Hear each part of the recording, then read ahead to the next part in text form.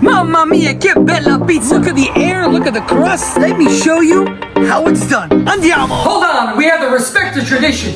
Now we are ready. Ricetta. 325 grams of water for the first phase, 50 grams of water for the second phase, 500 grams of 00 flour, 50 grams of mother's yeast, liquidi, 10 grams of sea salt, 5 grams of organic agave. Okay, ragazzi, 325 grams of water, which brings the hydration to 65%.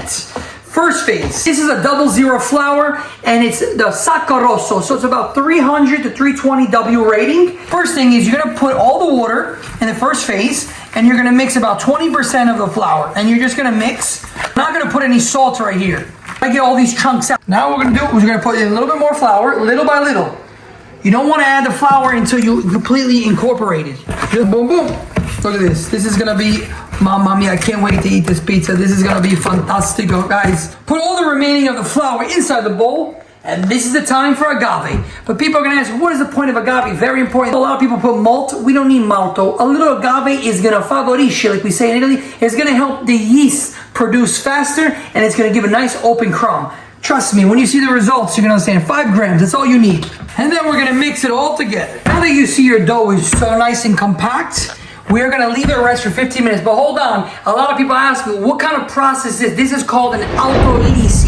An autolysis is when you just leave the water and the flour by itself with no salt and no yeast. What is that gonna do? Super simple. It's gonna make the dough more extensible, not elastic, meaning extensibility is gonna allow it to stretch, so more air can enter. Very, very key. And we're gonna build the gluten by itself just by leaving it for 15 minutes. So get a towel, a little wet towel, and put it on. Boom, boom, bing, bing. 15 minutes later, look at the dough. Look at this.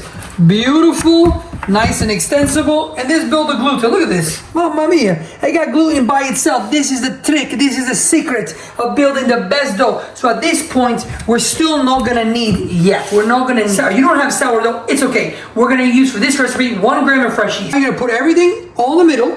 We're not gonna push the center. What we're gonna do is we're gonna do a different operation. With one hand, you're gonna squeeze just like this, and you're gonna squeeze. You're gonna do this until all the water all gets absorbed. Look.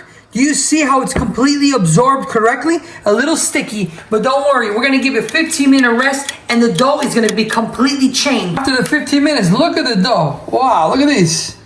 Beautiful. At this point, we're gonna add in half the salt, just half.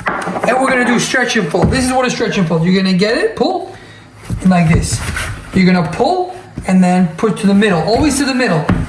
And this is called a stretch and fold. What we're doing is we're gonna build the gluten. Now we're gonna smack it, just smack. You grab underneath, just like underneath.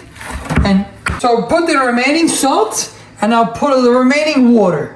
Now we're gonna squeeze again. I know this is a process, but it's very simple, very easy. Just follow the process. Now we're gonna transfer the flour mix right on the counter. This is the key point. Look at the dough. You see the way it is? You're gonna grab your hand from underneath, just like this. And you're gonna smack it, just like this. And we're gonna do this for 3 minutes. You see the dough is completely changing? You see?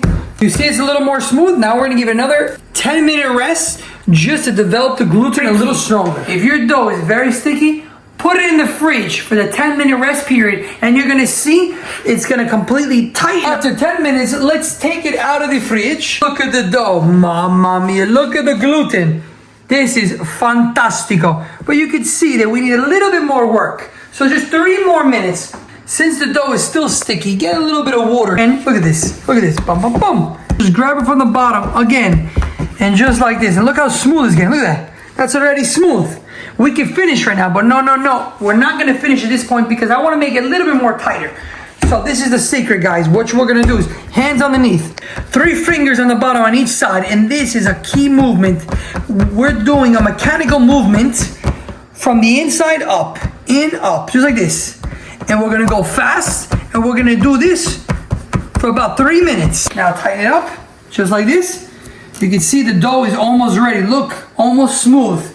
We're gonna give it the last 5-minute rest. The dough is gonna be ready, mamma mia, I'm so excited. Now that your dough is ready, see how it rested? You just give it a little tight, just like this. Grab it and make a nice little circle, boom, boom, boom.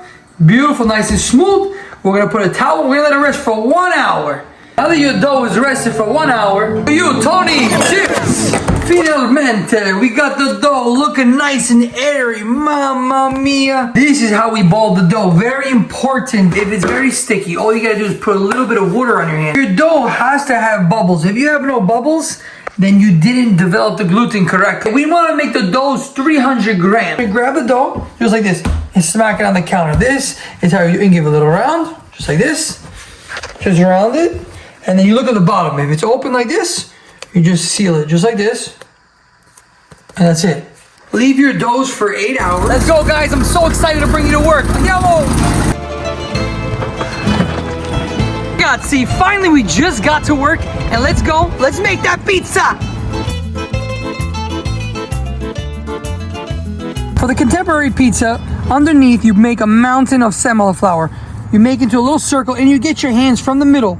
Watch really carefully, because this is not a tradition on Neapolitan. So just push like this. You're pressing with the mountain underneath, so it's giving you a bigger crust. You have your hands here, and you're just going like this. Watch, watch. Push to the center, to the cornicione, and back. Now you just flip the pizza, and you go forward, and do the same thing going forward.